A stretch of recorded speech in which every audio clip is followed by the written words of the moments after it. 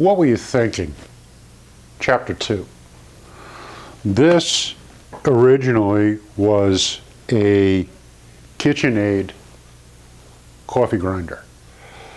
It's a retro version of a much earlier Hobart coffee grinder that, back in the 30s, 1930s, 1940s, the type of serious kitchen equipment that if you dropped it, it would break some toes.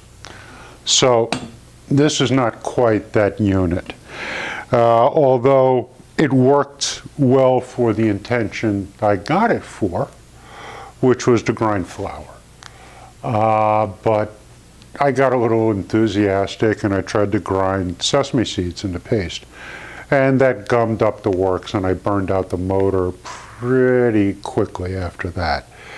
Turns out that they weren't great motors to begin with, but such is the state of repro units. So here I am with a burned out unit that has a kind of multi-look to it. I mean, it's kind of got a piggy bank look. It's kind of got a gumball machine look, and I love the orange. It was a wonderful color. So, and I got this on Craigslist, $45. So, it wasn't, it wasn't like I lost a lot. But at the same time, here I've got this thing that looks good.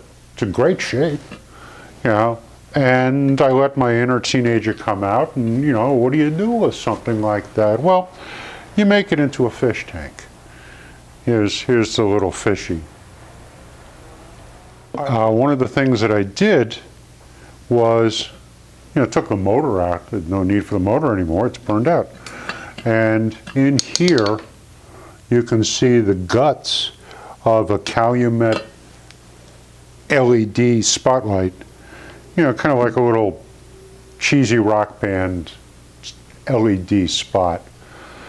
40, $50, comes with a couple of different diffusion lenses in it. And it turned out that, most of the hardware fit pretty well. I really just popped the thing in there, used some of the flanges that came with it, and a couple of sheet metal screws, and it was good to go. Everything's in place. Used the original cord, kept that, because why not? Although here is that LED light. And it's pretty bright, and like an LED, it's coming up in a straight column. So what I had wanted to do was make a diffusion reflector for it. And this was the first one that I made. And it wasn't quite up to, it wasn't diffusing enough. There was still too bright a center cone. So I ended up making another one, much smaller holes, a little more, a little subtler.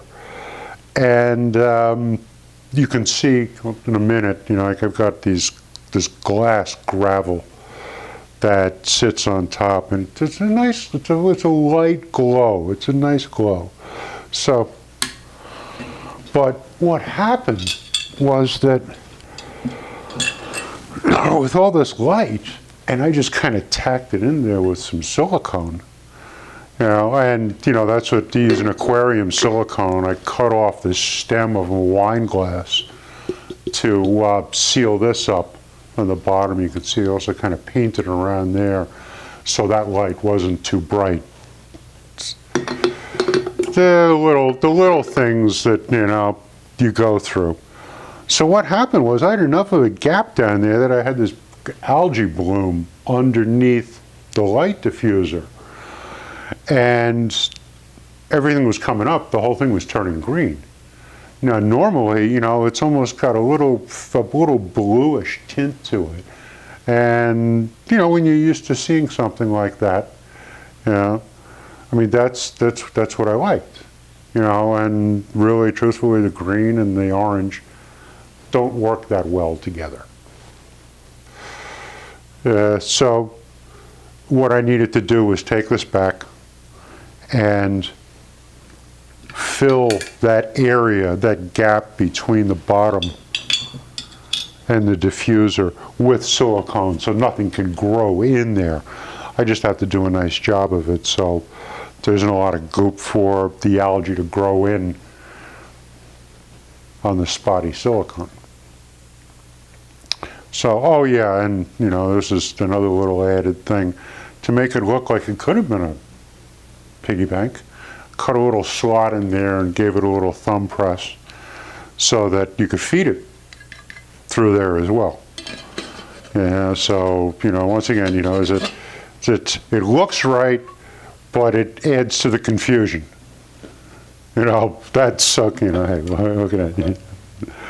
That's pretty much that. Oh, and here's the little diffusers, these things. You know, making that curve. Oh, a dollar store, you know, get a ladle, cut it off. And then you've got a totally useless item that, you know, you could put a signature on and give to somebody, sell it. Well, you know, let's not get crazy. Oh, and so that's the title on this. You know, mistakes were made. You know, and you know the chief mistake was, of course, burning out this motor.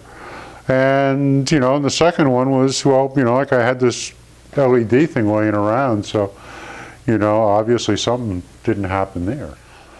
And it's a good idea to keep the goldfish alive. The heat generated by the LED light, negligible. No warming effect at all. The marmo bull gives the bacteria a little place to colonize. You know, a couple of water changes a week, you know, depending on how much you feed them. The more you feed them, the more you have to change the water and go through the cleaning cycle. And then the fish is going to get bigger. So don't feed them too much. You know, if you want to make one of these, feel free. Easy enough to do. You know, contact me if you want the part numbers for the stuff. I can't help you with these. You know, you get them through eBay or whatnot. You know, they're not cheap. You know, and I haven't been able to find another one. You know, I mean, I browsing. You know, not a serious look. But they have some gray ones I've seen. Now, if I come across one of those, that could be a nice little Damien Hirst deal. You know, you got the gray bottom here.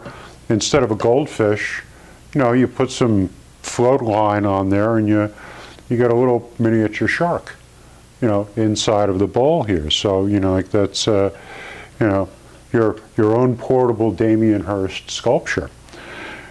Which, you know, it's not a bad idea. Yeah, for all you hipsters out there, you know, here's what you can do in your spare time. That's pretty much it for, you know, this installment of What Were You Thinking?